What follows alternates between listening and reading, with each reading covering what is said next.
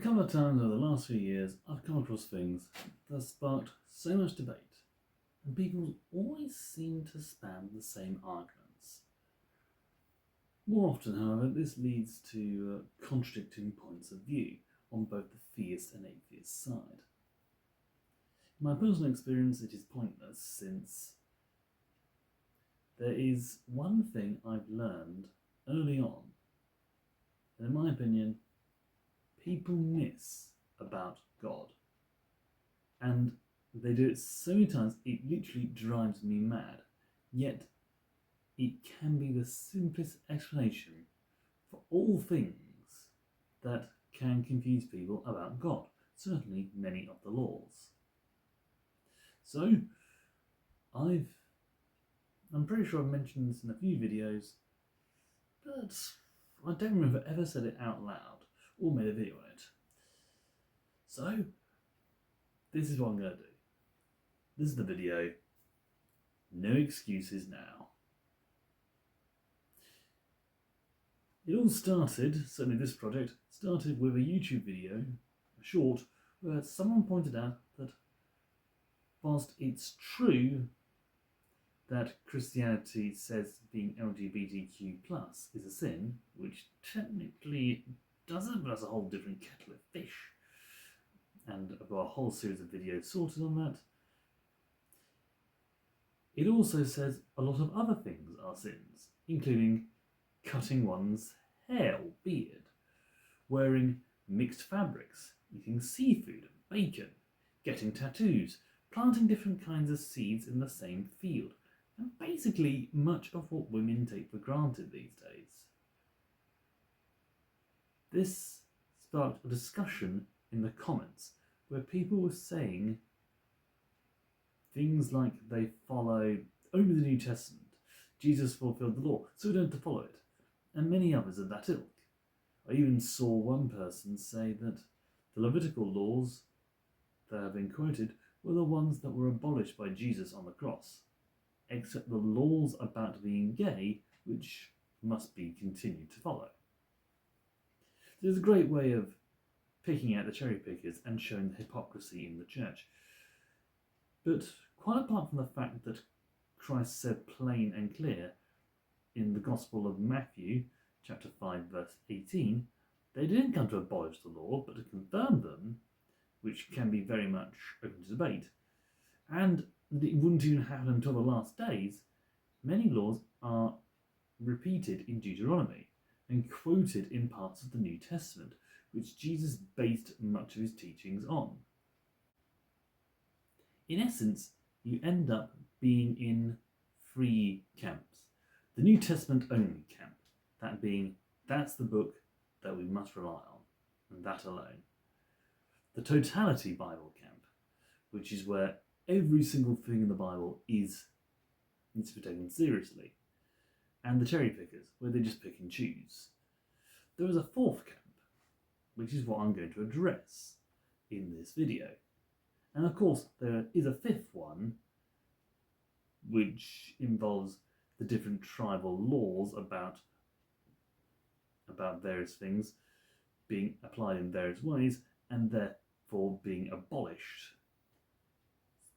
But since it applies to my argument as well, and the laws are shared across multiple tribes, it's not really worth mentioning in this video as a serious candidate, especially as it's a bit of a mixed bag. Later on, I found something on a Christian humour forum on Facebook. There was a post about the Sabbath, where someone was questioning the label on the window of a cafe, which showed the times it was open, mentioning Monday to Friday and so forth, Monday to Saturday, and then on Sunday it says, go to church.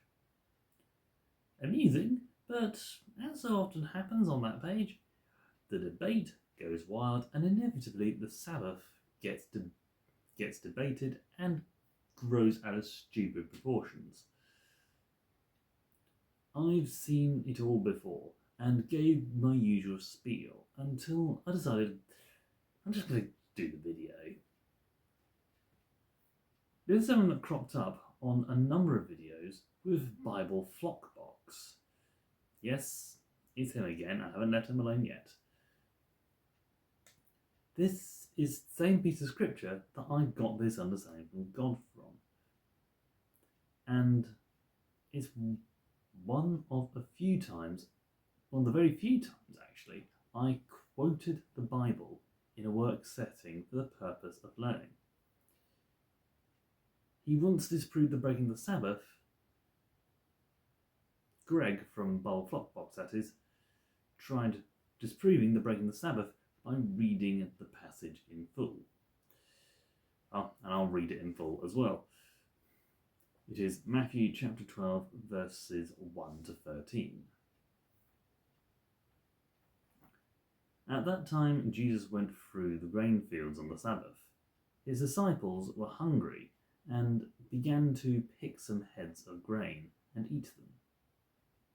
When the Pharisees saw this, they said to him, "Look, your disciples are doing what is unlawful on the Sabbath." He answered, "Haven't you read what David did when he and his companions were hungry? He entered the house of God, and he and his companions ate the consecrated bread, which is not lawful for them to do, but only for the priests.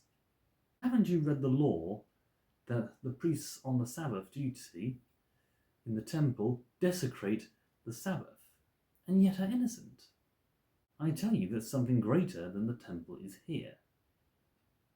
If you had known what these words mean, 'I desire mercy, not sacrifice,' you would not have condemned the innocent. For the Son of Man is the Lord of the Sabbath." Going on from that place, he went to their synagogue, and a man with a shriveled hand was there. Looking for a reason to bring charges against Jesus, they asked him, "Is it lawful to heal on the Sabbath?" He said to them, "If any of you has a sheep and it falls into a pit on the Sabbath, will you not take hold of it and lift it out? How much more valuable is a person than a sheep? Therefore it is lawful to do good on the Sabbath." Then he said to the man, "Stretch out your hand."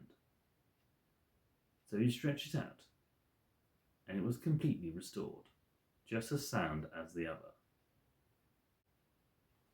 Greg is amongst those that often use this to show Jesus announcing what is right and wrong to do on the Sabbath. However, the mention of David and his friends eating consecrated bread had little to do with the Sabbath, and so it shouldn't really have been mentioned if it was purely about the Sabbath. Also, Jesus does a lot more healing in that chapter, and does it on many an occasion. But it never mentions one thing Jesus does, or rather doesn't do. He heals, but he doesn't ask permission. He just does it. He also points out it's better to do what is right than argue over if it's lawful. It's better to ask forgiveness than permission, and that's what Jesus is pointing out in this case, particularly with the sheep in the pit. This shows one aspect of God that I've only heard one preacher even touch upon. God is practical. This is the fourth camp. This is the camp that I'm in. Jesus just gets on the job, and furthermore points out other times where the law has been laid aside for the needs of the moment by mentioning David eating the bread meant for the priests. Craig from Bible Flock Box says that both Christ and the priests are doing the Lord's work, and so doesn't apply on the Sabbath. He also says that freeing bonds is something that can be done on the Sabbath, since even a farmer would untie their oxen to graze freely on the day of rest. And since healing can be considered freeing someone, it's allowed. The problem with both is they're just far too general. As Christians, we should be doing the Lord's work in our daily lives, not just whenever we feel like it, and certainly not just on the Sabbath. And if freeing people from all labour including that of the flesh, is to be done on the Sabbath, why stop at healers and pastors? Why not convenience store keepers, taxi and bus drivers, lorry drivers, and defence lawyers? Why not the police? If that is how it always was, why does it only get raised in the New Testament? Surely some people could have gathered more manna in the wilderness on the Sabbath. Maybe those who were banned from entering the tabernacle. In short, being practical is the best way to explain why the laws apply in certain scenarios, and this can be something that can be applied to modern laws. Knowing what the laws are there for is more important than following them to the letter. An example I can give is that of the United States Bill of Rights and the First Amendment laws allowing the ownership of firearms. Those of us who live in the UK struggle to understand that, since we don't commonly own firearms. However, the laws in the USA are primarily amended to curtail the abuse of governmental authority against the people. This includes being allowed to have a weapon to defend oneself and one's family. Most major laws in the US are about limiting authorities rather than the people, with only smaller print laws and regulations giving restrictions to the people. To give an example, us Brits will understand, the speed limit is enforceable by law for safety reasons. People who are travelling at a greater speed need more time to slow their vehicle down to a stop. Add that to the reaction time, which is generally 1 second to see and 1 second to apply appropriate action, and even modern motor vehicles with anti-lock braking systems find it hard to stop in time to prevent a nasty accident. And yet, in some areas, the speed limit is increased to points that are guaranteed to kill someone who runs out into the middle of the road. This is something that is flummoxing all manner of people from around the world who look at British roads. If you consider that some very narrow winding track roads are national speed limit, or 60 mile an hour in many cases, and they say, why would you be going along that road at 60 miles an hour? But that's what speed limits are to do. No, people will point out it's a speed limit, not a speed target, and you have to use your judgment. It's amazing how many people forget that. In modern policing, a lot of discretion is given to the officer in the moment to decide whether to arrest, citate, or release someone. This doesn't mean they are the law. It means they need to decide in that situation if and how the law should be applied, and more importantly, to what extent. That requires an understanding of the law and what it's there for, instead of just saying that's what it says, so we must obey. Each situation is different and should be treated in the circumstances provided. The context matters a great deal. How does this work for the Sabbath and the Levitical laws? Well, as I mentioned, we have days where we can rest. So knowing who needs to work on those days is very important. If you understand why Christ allowed certain things that seem to go against the law he is confirming, then you can start to see how it applied to the Levitical laws. Mixing fabrics can waste material and cause uneven wear on clothes. I've already done a video on this. I'd recommend following that thread, if you will. Mixing seed can drain the soil of nutrients in a single growing season, throwing multiple seeds into the same field. And even if you do ones that happen to grow later in the season, away from the other sowing season, the soil will not recover quickly enough for the next season, and eventually the field will be barren and take years to recover. Seafood is notorious for its risk of food poisoning, and pork-based products have a number of potential diseases and health defects associated with it. I've done a number of videos on that as well. Beats of Purpose is one to check out for that. Tattoos at the time were linked to more violent pagan cultures, and odds are resulted in easy poisoning as well, since needles were unlikely to be sanitized. The hair was likewise to avoid linking with other cultures of a more violent nature, but also is a useful way of protecting one against sunburn, especially during a time without factor 50. I've already covered in many videos how homosexual copulation risks the spreading of STDs without the mitigating factor of increasing the population. Thus, why marriage is the only safe place to have unprotected sex until the development of VD treatments and contraceptions.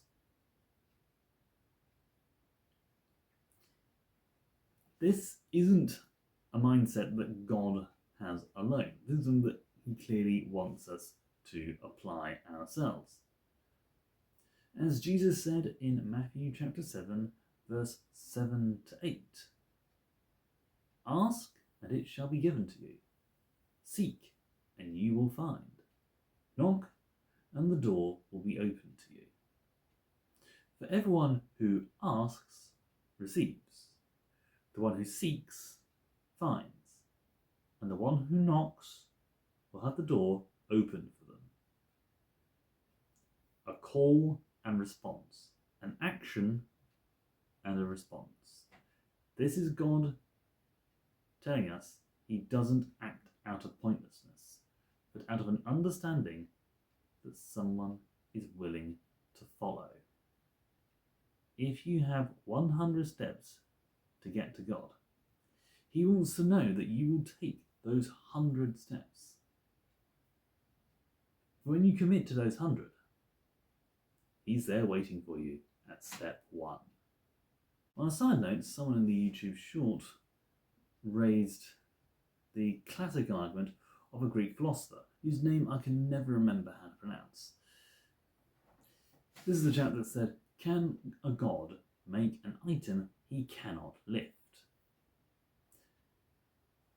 Not only do I think this requires a lot of detailed rules at the very start of the challenge that might make it not only implausible but also a moot point, I don't think that it's something God will even bother doing, since it's not going to achieve anything other than prove a point, which is already apparent by the fact they're having the discussion in the first place. What rules might you say? Well, how does one define lift? Can the item be a blob of all the matter in the universe, which makes it a impossibly heavy and dense item, but also the term lift impossible to measure due to a lack of reference point or even anything to resist? Is there a time scale? Can we make it that we can lift it now, but we'll be unable to lift later?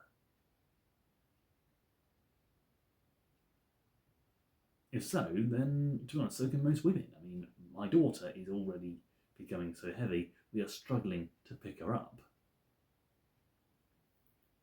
Can one use a lever? And so on. In short, it's a pointless thing, even more so since the person who raised it went straight for the insults to rub salt in the wound, which in my book disqualifies him from the discussion. I've mentioned before, there's absolutely no point in going for insults, especially if you're just showing you're losing the argument. This is the point I've tried to hit home time and again, and yet no one bothers to understand it. Not only does it allow so much of God's kingdom to be in a world with the scientific method, even assuming the conflict thesis is true, which it isn't, but it should also allow us to understand what God wants for us. He knows that we can't do everything, so it makes it clear in Jesus that if we understand why, we can improve. Is there a flaw in this?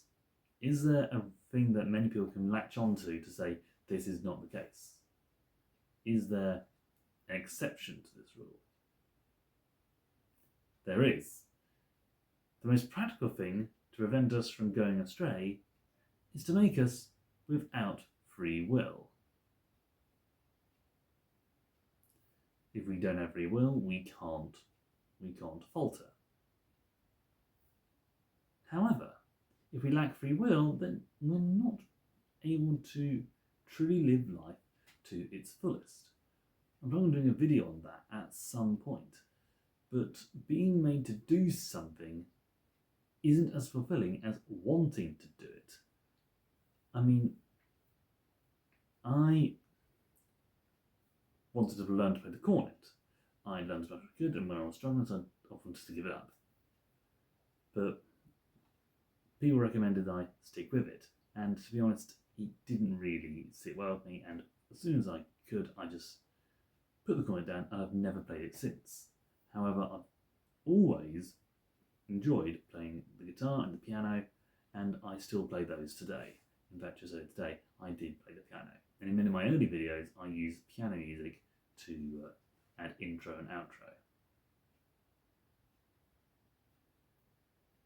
Granted, in this situation where we didn't think differently, we wouldn't be thinking things like this since we wouldn't know any different. But one could say there's the difference between having a boss and having a leader. A boss wants you to obey no matter what, and you can't do anything different. A leader is someone that you want to follow and understand because you have the choice to do so, and often they give the best advice. Jesus is a good example of this, despite what some people say.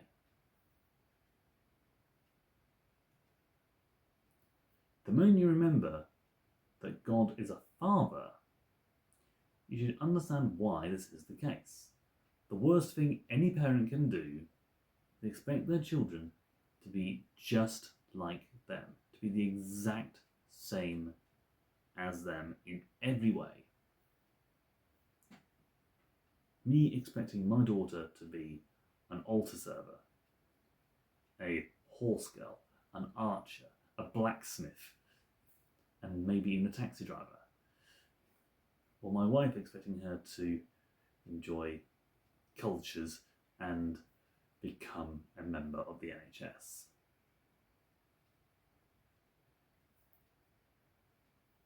If we do that, we're not good parents. The best thing we can give our child is independence. The ability to do things in her own way under her own steam and power. Self-reliance, and the ability to make her own choices. That is why we have free will. It's not the most practical thing in the world, but perfection was never part of creation. That was one of my first videos as Warrior Pilgrim. So next time you see people yelling about God's laws being broken or ignored, look them up. Consider the context of the verse. Look at why it is the case in the law, and study them in the modern context as well, to see if the law is just as important to follow today for the same reasons it was back then. No law was abolished by Christ. He merely pushed the laws that people forgot about. Just because he clearly did things differently than the church leaders at the time doesn't mean he changed anything. Same with modern Christians. Everything we do should have a basis in Scripture, but burying our heads in the book makes it harder to see around us. Does that mean we follow the same laws or spout the same things? No. But that's just us as humans. As long as we follow the commandments, we're good. Are we guaranteed heaven? No, but I never preach that to be the important thing, since it's what we do on earth to others now that decide our eternal fate. So keep that in mind, my friends. Remain practical. Stay humble. Stay safe. And God be with you, my friends.